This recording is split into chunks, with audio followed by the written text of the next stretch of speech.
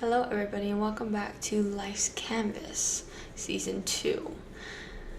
Um, so today's gonna be a little different. We're gonna talk more about like a quote that I read that actually represents basically why I started Life's Canvas. Probably a lot of you wondering, why did you start Life's Canvas? You know what I mean? And for me, I've always actually wanted to start a podcast.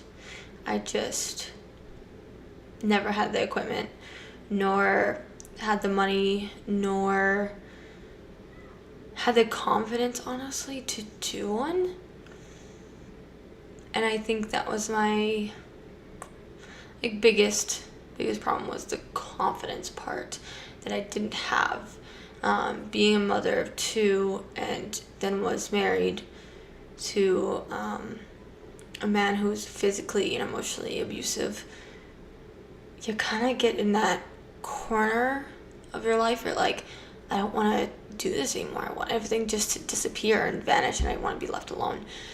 And it really sucks to be in that corner. I've been there way too many times. I don't know who else have, but I will say that it was not easy. It was the most difficult thing to be in. You know, you think when you find somebody to love and to marry and to have children with, you think that's the greatest gift from God. Wrong.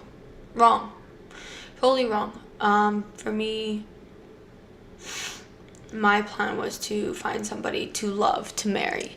And at first it was exactly like that. We had great chemistry, we had everything in common, we worked together, we lived together, and then we had children together. And before I even had my first child, who no longer, obviously everyone knows, is here,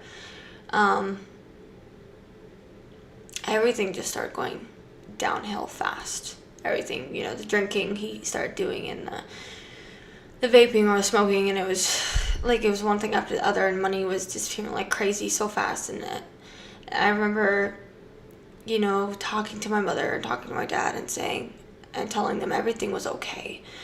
You know, lying blatantly to their face and lying to other people too that asked me, my friends and close family members. And I said, yeah, everything's fine. You know, everything's great. But then it got to a point where my son was just born, and he got really violent, and there was stuff that my parents bought for our home, and he destroyed it. He demolished it. He went crazy out of nowhere, and that's when I had to call my parents to tell them everything. You know, I couldn't lie anymore. I couldn't hide the truth anymore. And, you know, you always get that feeling of, they always make that, I promise I'm going to change. I'm so sorry. Always, I'm sorry's and I promises. And at first I believed it. You know, the first time he got mad, I said, okay, it's a slip up. You know, it's nothing. But then the second time around, he got physically and emotionally violent, and it was so bad that he actually threw his vape at my head, and I bled all over my kitchen floor. And the only thing I was thinking about was, I need somebody here to watch my children so I can clean this mess so they don't see this. I don't want them to see this. I don't want them to see this anger out of their father. I didn't want it. And so I called my friend, and I called my parents, and they said, you need to call the police. There's no more. This cannot keep happening. And I was really relentless to call the police, and I thought, they're right. I can't keep dealing with this. But yet, I still went to the courthouse and asked for the charges to be dropped so that he can have time with his children still. I gave him another chance again. For me, it's 3 strikes and you're out, and that was the second time, and I thought, if he does this again, I'm done. It will be over and I will be asking for a divorce. And that's exactly what happened. The third time came around in end of 2023. It was just bad. It was horrible. I wouldn't get sleep because I'd be scared he'd come in drunk and start beating on me, or he would hurt the kids, or something just was not gonna go right. And I remember in October of 2024, I told him I wanted a divorce. I said, I'm done. I can't do this anymore. I can't continue hiding. I can't continue this pain and this suffering that you're putting me through. And all his answer is, I will change. I'm sorry. Oh, you're cheating on me. Oh, you're this and that. And it's like, I do nothing but take care of our kids. I work, I come home, I do the same thing every day, and it doesn't change. Like, I couldn't do nothing. My social media was controlled by him. My phone was controlled by him. Every move I made was controlled by him. But yet he could go out and do whatever he pleased, and I had no say so. And it was crazy. And I said, I cannot do this anymore.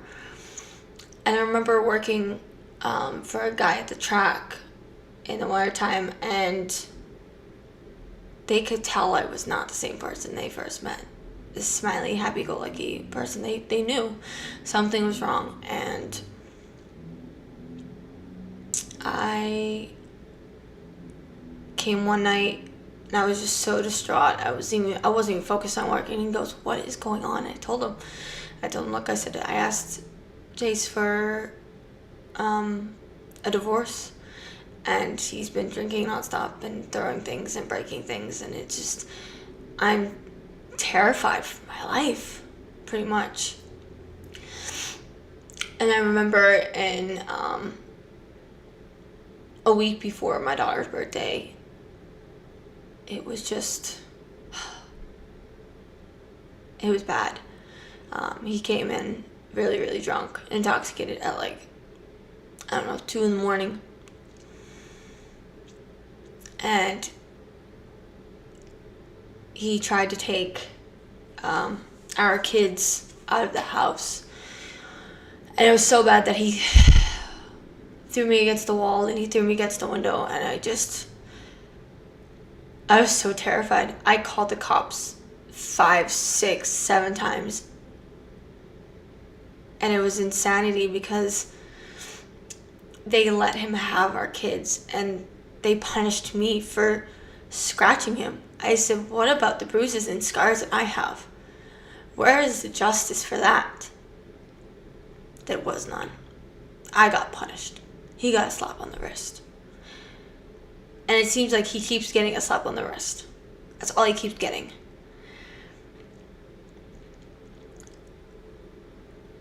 It is not easy getting out of a relationship like that.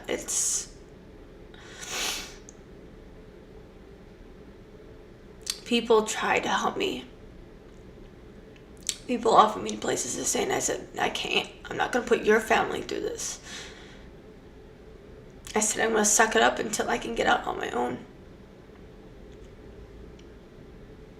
And I remember that night when he took the kids, I swear I got down on my knees and I prayed to God, and I said, please.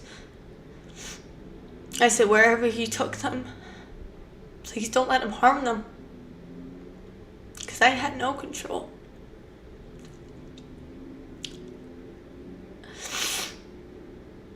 And I was scared I wasn't going to get him back. I was terrified. I lost them for 6 months fighting for them back because of his stupidity. And it was the longest, hardest 6 months of my life. To not see my kids every day, to not hold them and tell them how much I love them.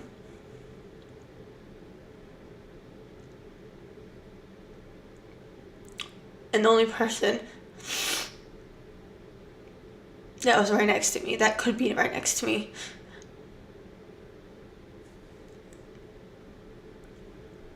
was my boyfriend and his father and his father's fiance. They all helped, and I can't thank any of them enough.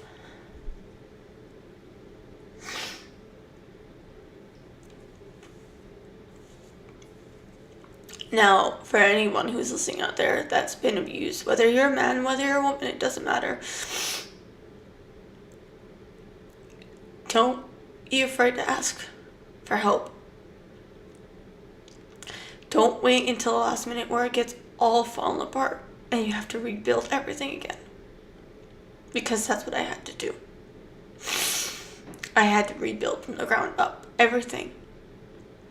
And it was the most difficult thing for me and my kids. But I did it. Am I proud that I took this long? No. But I am proud that I kept fighting until the end. I am proud I did not give up. I took the beatings and I took the violent words. But I didn't give up.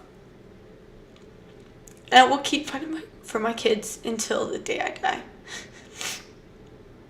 I will always be there for them, no matter what. Always. No matter how much they drive me crazy some days, no matter how many times they don't listen.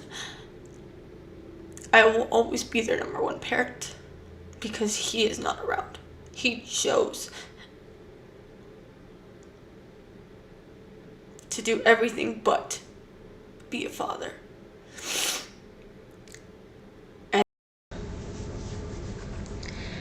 But on that note,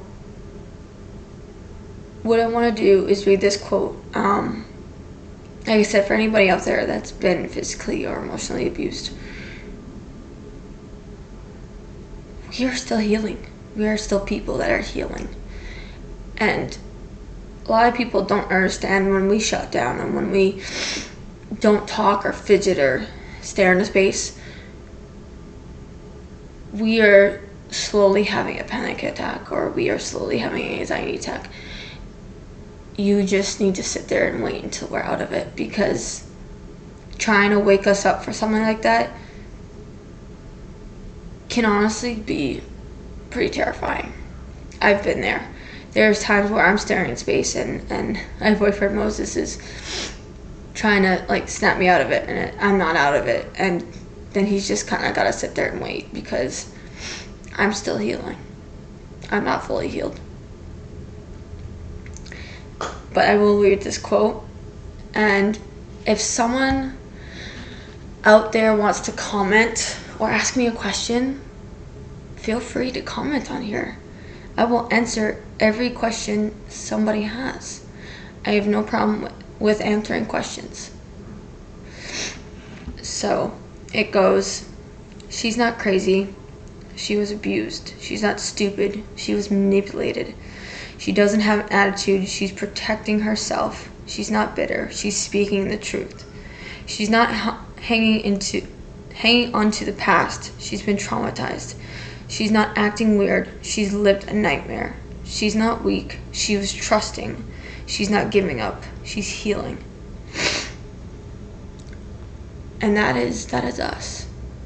We are not going to be this perfect, go-lucky, happy person anymore that we used to be. It's not going to happen. But we cannot change the past. We can only go forward and look to the future. That's all we can do, honestly. But I want to end this where I did find a prayer for kids. Especially for my kids. This is especially for my children. But anyone out there that has children, you can read this for them. I know I have already twice to my kids and they love it. So, to my kids, you've been the greatest part of my life through every hardship. You were my reason to keep going. I know I wasn't perfect, but I prayed I tried, and I loved you with everything in me. Even when life felt heavy, God carried us. You are my greatest joy and most precious gift. Wherever life leads you, remember this. You were and always will be the best part of my story. And God's not finished with you yet. Lord, keep guiding them. Hold their hearts close to you. In Jesus' name, amen. So, just like I said, comment. Ask a question. I will answer it at the best of my ability, but the truth as well. Because like I said, life's canvas. I started because of everything that's happened in my life. I wanted to tell my story instead of hiding. I was tired of hiding. And I want everybody to know to not hide anymore. Whether you're being hurt now, or whether you were hurt a couple months ago or years ago, do not hide. Tell somebody. Don't just hide it, because what's going to happen is you're going to bury it so deep down. One day you're just going to explode and people are going to look at you like you're crazy. They're going to. I know I was looked at like that, like I was nuts. And I knew I wasn't crazy though. I knew I was just so mentally, physically drained. I was over it. I was done with life. So just know we're still healing, and we're still humans, and we're still lovable people that need just patience and trust and just time. And can I just say something really quick? Because we're gonna end this sad stuff. Seriously, I don't know what's happening today. If you can't notice, my hair is a different color. I dyed my hair for the first time. I did it lighter. I know in the camera here it looks a little dark still. I promise you it is definitely lighter. But I love it. I love dyeing my own hair now. Especially because it's way cheaper. Number one. Number two, it was just so fun to do something different with my hair. So, random thing I had to put out there. Random. But I do love you guys, and I do hope everyone, comments or makes or has a question. But I do love you guys very much, and I love all the support that's happening out here on the podcast. And we will keep rolling. We will just keep going day by day, every Saturday, like always, and all the little short videos too. Don't forget those. But I love you guys, and I will see you next time on Life's Canvas. Bye.